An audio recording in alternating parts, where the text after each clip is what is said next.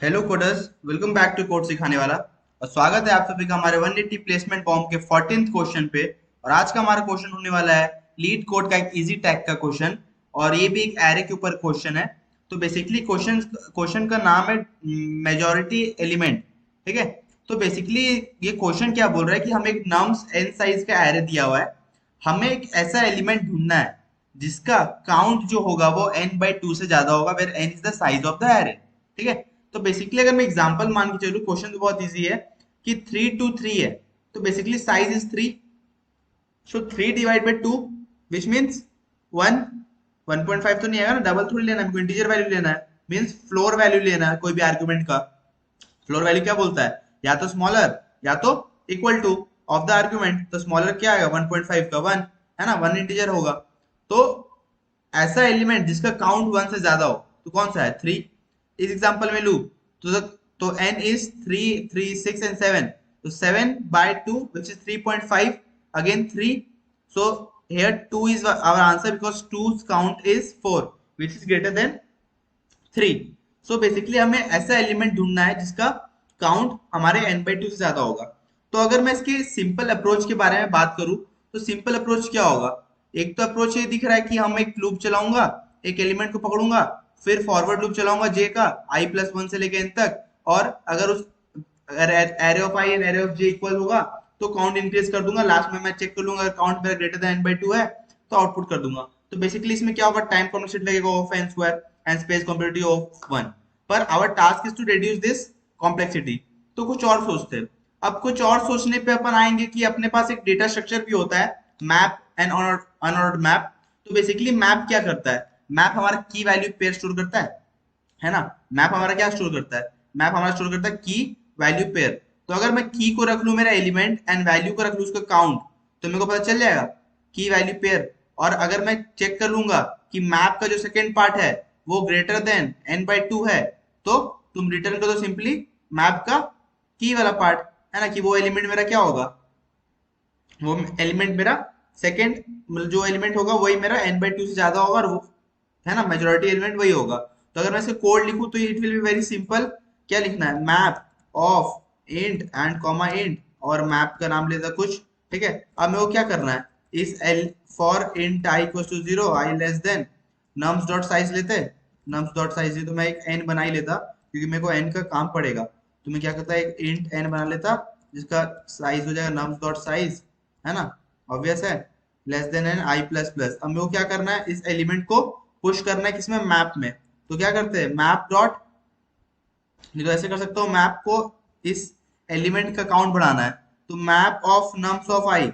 Basically nums of I को मेरे को मैप में डालना है, और इसके जगह क्या होना चाहिए, इसका काउंट बढ़ना चाहिए। मैंने मैप में पढ़ा है कि मैप का अगर की को हम लोग इनिशियलाइज करेंगे तो वो इनिशियलाइज हो जाएगा अलॉन्ग विद उसका वैल्यू 0 होगा इंटीजर केस में। तो मेरे को अब काउंट बढ़ाना है उसका, तो क्या करेंगे, नम्स ऑफ i+1 बेसिकली यही करेंगे। ठीक है। इससे क्या हो जाएगा, एलिमेंट स्टोर हो जाएगा। फिर मैं क्या करेंगे, फॉर, मैं एक एलिमेंट चला दूंगा for auto I T in map. ठीक है। If MP of second, sorry I T of second, if it of second is equals to not greater than या greater than 2। अगर it of second greater than 2 होगा तो उस case में हमको simply क्या करना है, रिटर्न it of first, है ना, रिटर्न it of first। ये सब करने के बाद अगर तब भी मेरे को आंसर नहीं मिल रहा है तो सिंपली क्या बोलना, रिटर्न -1। ठीक है। तो इससे अभी चल जाएगा कोड हमारा। ठीक है। तो एक बार इसको रन करके देख लेते हैं कि ये हमारा चल रहा है कि नहीं। यहाँ ऐसे जगह तुम लोग प्लस प्लस भी लिख सकते थे इस लाइन को हटा के। ठीक है। ऑल्दो नो मैटर्स, कोई भी लिखो, कोई स्टेटमेंट भी लिखो, कोई दिक्कत नहीं है। ठीक है। It's running fine. तो अगर मैं इसका टाइम कॉम्प्लेक्सिटी की ओर बात करूं तो तुम ध्यान से, तुम लोग सब जानते हो कि अगर मैं मैप डेटा स्ट्रक्चर यूज करूंगा तो उसका टाइम कॉम्प्लेक्सिटी क्या हो जाएगा, लॉग ऑफ एन। बिकॉज कि मैप में इंसर्शन डिलीशन कुछ भी ऑपरेशन करना है तो उसके लिए मेरे को element log of n time लगता है। ठीक है। तो सबसे पहले ओ ऑफ लॉग एन तो मेरे को लग गया एलिमेंट स्टोर करने में। फिर मेरे को क्या लगेगा, O of N for searching the element in the array, है ना, इन द मैप। तो O of log N plus O of N लग रहा है बेसिकली मेरा time complexity. And space complexity on the other hand will be O of N because we are using a data structure name as map. ठीक है। अगर मैं कुछ ऐसा करूं कि अगर मैं यूज कर लूं अनऑर्डर्ड मैप, तो अब तुमको पता है कि अनऑर्डर्ड मैप में इंसर्शन और डिलीशन जो होता है वो सारा क्या होता है, O of one time time complexity में होता है। तो बेसिकली अब हमारा टाइम कॉम्प्लेक्सिटी क्या बन जाएगा, O of N plus O of N, best case and average case में। अगर मैं वर्स्ट केस लेके भी चलूं तो वो nearby O of n square आएगा। तो ये दिख रहा है हमारा कि ये भी हमारा ऑप्टिमल सॉल्यूशन नहीं हो सकता कोई भी केस में, अगर मैं अनऑर्डर्ड मैप भी लूं या मैप भी लूं तो और कुछ ऑप्टिमल सॉल्यूशन ढूंढना पड़ेगा। ठीक है, तो आइए इसके ऑप्टिमल सॉल्यूशन की बात करते हैं। अब इसका एक ऑप्टिमल सॉल्यूशन है जिसको हम लोग बोलते हैं मोर्स एल्गोरिथम। ठीक है, मोर्स एल्गोरिथम हमें क्या बोलता है कि अब तुम इसमें ध्यान से देखो कि हमारे पास एक एरे है 3 2 3। ठीक है, अब तुम सोचो कि जो इसका मेजोरिटी एलिमेंट होगा बोला है वो n/2 से ज्यादा होगा। तो n/2 से ज्यादा होगा तो तुम सोच पा रहे हो कि एरे का जो आधा पार्ट है उससे एक या दो ज्यादा वैसा एलिमेंट पड़ा हुआ है जो एरे का आधा पार्ट से ज्यादा कवर कर रहा है। कि मान लो कि एक ऐसे मान के चलते एक रॉड है। ठीक है, मान के चलता हूं मैं एक रॉड है और मैं बोल रहा हूँ कि रॉड में मेरे मेरे एक पार्ट है ग्रीन कलर का और उस ग्रीन कलर का part half of the rod से ज्यादा है। तो किसी को भी पता है कि हम अगर हाथ लगाएंगे तो चांसेस बहुत ज्यादा है कि हम उसी वहीं पर हाथ लगाएंगे जहां पर ग्रीन कलर हो, क्योंकि बोला गया कि ग्रीन कलर है मेरे n/2 मतलब size of the rod by 2 से ज्यादा है। तो इसको पता है कि हाथ लगाएंगे तो मोस्टली चांसेस है मैं ग्रीन कलर पे ही हाथ लगाऊं। ठीक है, तो वही केस मोर एल्गोरिथम बोलता है कि हमको पता है कि मेजोरिटी एलिमेंट मेरा पकड़ेंगे तो मेरा एलिमेंट हमको मेजोरिटी एलिमेंट ही मिलने वाला है।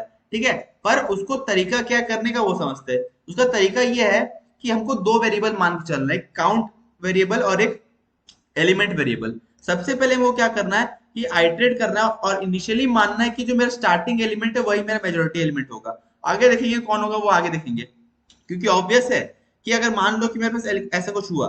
ठीक है, अगर मान के चलते ऑब्वियस है कि अगर मान लो कुछ ऐसे मेरे पास एरे हुआ, ये ऐसा हुआ 1 1 1 2 एंड 2। ठीक है, अगर मैं इनिशियली काउंट लेके चलूं मेरा 0 एंड एलिमेंट को लेके चलूं 1, तो इनिशियली काउंट हो जाएगा 1, फिर नेक्स्ट इनिशियली काउंट हो जाएगा 2, फिर इनिशियली काउंट हो जाएगा 3। अब मेरे पास काउंट 3 आ गया। अब एलिमेंट डिफरेंट आ गया तो काउंट घट जाएगा 2, फिर एलिमेंट डिफरेंट आ गया काउंट हो गया 1। तो अब भी तुमको दिख रहा है काउंट 1, तो काउंट 1 दिख रहा है और एलिमेंट में मेरे को क्या मिल रहा है, एलिमेंट में मिल रहा है मेरे को 1। तो यहां से मेरे को पता चल गया कि मेरा जो मेजोरिटी एलिमेंट होगा वो 1 होगा, है ना। तो इस केस से अपन सॉल्व करना है। ठीक है, इसको एक ड्राई रन करके देखते हैं फिर समझते हैं कि मोर्स एल्गोरिथम और क्लियर कैसे होगा।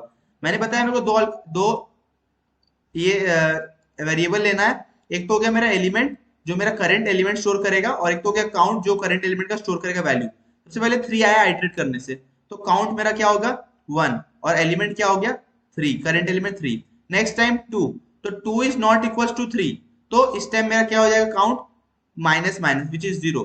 अब जैसे ही काउंट 0 हुआ तो मेरे को जो करंट एलिमेंट है उसको शिफ्ट कर देना एलिमेंट नेक्स्ट एलिमेंट से, तो हो गया 2। ठीक है, अब करंट एलिमेंट था मेरा 3 2 3 ऐसे था ना एरे। तो अब आ गया करंट एलिमेंट 2, नेक्स्ट टाइम वापस आया 3 में और काउंट मेरा था 0। अब 3 में आए तो 3 का काउंट क्या हो गया, अब 2 आए तो 2 का काउंट 1 हो गया, सॉरी 2 और 2 का काउंट 1 हो गया। अब 3 आए, जब 3 में आए तो देखिए वापस से 3 इज नॉट इक्वल टू 2, तो काउंट क्या हो जाएगा 0। ठीक है, अब काउंट 0 हुआ तो एलिमेंट चेंज हो जाएगा 3, अब 3 का काउंट वापस क्या हो जाएगा 1। तो अब मेरे को दिख रहा है कि काउंट भी आ गया और एलिमेंट भी आ गया। तो इस केस में मेरा एलिमेंट क्या हो गया, रिपीटिंग एलिमेंट क्या हो गया, मतलब मेजोरिटी एलिमेंट क्या हो गया 3, जो मेरे को मैनुअली भी दिख रहा था। ठीक है, तो ये बोलते हैं मोर एल्गोरिदम। तो इसको कोड करके देखते हैं तो और क्लियर समझ में आएगा कि अपन इसको कैसे करते हैं और क्या इसका एल्गोरिदम रहता है। ठीक है, तो अपने को एन तो चाहिए होगा, मैं इस मैप को हटा देता, लूप चाहिए ही होगा मेरे को। ठीक है, और मेरे को दो एलिमेंट चाहिए होगा, मैंने बताया दो वेरिएबल मेरे को बनाना पड़ेगा। कौन सा, एक इंट काउंट जो मेरा count of the current element store करेगा which will be 0 pointing initially, and next will be the element we have to store. ठीक है, तो एलिमेंट अभी इस समय कुछ मैं रखता नहीं हूँ, नील रहेगा। ठीक है, अब मैं लूप चलाया। अब लूप में मेरे को क्या चेक करना है, लूप में मेरे क्या केसेस बन सकते हैं। लूप में स्टार्टिंग केस तो ये बनेगा कि मेरा काउंट 0 है। ठीक है, तो जब काउंट मेरा जो है काउंट अगर मेरा 0 हो गया तो उस केस में वो क्या करना है, काउंट को इंक्रीज करना है, मतलब काउंट को मेरे को 1 करना है इनिशियली, तो कोई भी एलिमेंट आया तो। और जो एलिमेंट होगा वो स्टार्टिंग का एलिमेंट होगा नम्स ऑफ आई, है ना, यही होगा। ठीक है, अब मान लो काउंट 0 नहीं हुआ। ठीक है, काउंट 0 हो गया, अब इनिशियली काउंट 0, अब नेक्स्ट एलिमेंट में आए तो नेक्स्ट एलिमेंट में कंपेयर करेंगे पहले वाले एलिमेंट से कि अगर इक्वल है तो काउंट प्लस प्लस करो, है ना। तो क्या करेंगे, एल्स एल्स इफ कंपेयर करेंगे कि अगर जो एलिमेंट है वो equal to v of i, v नहीं, नम्स ऑफ आई है कि नहीं, है ना। नम्स ऑफ वेक्टर बोल रहा था मैं, नम्स ऑफ आई है कि नहीं। तो अगर जो मेरा एलिमेंट है, जो मैंने एलिमेंट बनाया है वो मेरा नम्स ऑफ आई है कि नहीं, अगर है तो तुम क्या करो, सिंपली काउंट को प्लस प्लस करो, है ना। जो काउंट इनिशियली है उसको प्लस प्लस करो, और अगर ऐसा नहीं है तुम क्या करो, सिंपली काउंट माइनस माइनस। ये कर लिए। अब मेरे पास काउंट में कुछ वैल्यू स्टोर हो जाएगा, कुछ भी वैल्यू स्टोर हुआ तो हमको तो पता नहीं है ना कि जो एलिमेंट स्टोर हुआ है वही मेरा एलिमेंट जो है वही मेरा मेजोरिटी एलिमेंट है। वो कैसे चेक करेंगे, वो सिंपल है, एक लूप चलाओ और चेक कर लो, है ना। ऐसे करेंगे ना, लूप चलाएंगे चेक कर लेंगे। तो मैं क्या करूंगा, अब वापस से मैं अपने जो काउंट को ना वो जीरो स्टोर कर लेता, ठीक है। मेरे वापस से काउंट जीरो हो गया। अब मैं क्या करूंगा, वापस से लूप चलाऊंगा। लूप क्या चलाऊंगा, for int i equal to zero, i less than n, i plus plus. और इसमें चेक करूंगा कि अगर अगर मेरा नम्स ऑफ आई, जो मेरा एलिमेंट रह गया था, है ना, जो एलिमेंट लास्ट में मेरा रह गया उसके बराबर है तो तुम काउंट प्लस प्लस करते जाओ, ठीक है।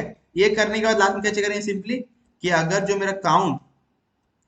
मेरा जो काउंट आया वो greater than n by two है तो तुम सिंपल बोल दो रिटर्न, रिटर्न क्या करना है, सिंपल बोलो रिटर्न एलिमेंट, क्योंकि वही एलिमेंट मेरा है जो मेरे को आंसर दे रहा है। ये एल्स एल्स में क्या बोलोगे, रिटर्न माइनस वन। तो सिंपली यहाँ पर कुछ नहीं हुआ तो आंसर तो माइनस वन ही आना है, तो रिटर्न माइनस वन, ठीक है। क्लियर। अगर मैं अब इसको रन करके देखो तो इट विल रन फाइन, ठीक है। And it is the very simple code, Moore's algorithm पे वर्क करता है। इसका time velocity simple O of n हो जाएगा plus O of N for checking if the element selected in the element container, ELE container is our majority element or not. If I will submit the solution, it will perfectly run. I have written LEL spelling mistake, sorry, my fault. या it's accepted, ठीक है। तो ये था हमारा majority element के ऊपर question, जिसमें n बाई टू निकालना था। अब अपन एक और देखेंगे मेजोरिटी एलिमेंट टू, जिसमें अपन को एलिमेंट ऐसा निकालना पड़ेगा जो n बाई थ्री से बड़ा होगा, ठीक है। So till then keep learning, keep exploring, thank you.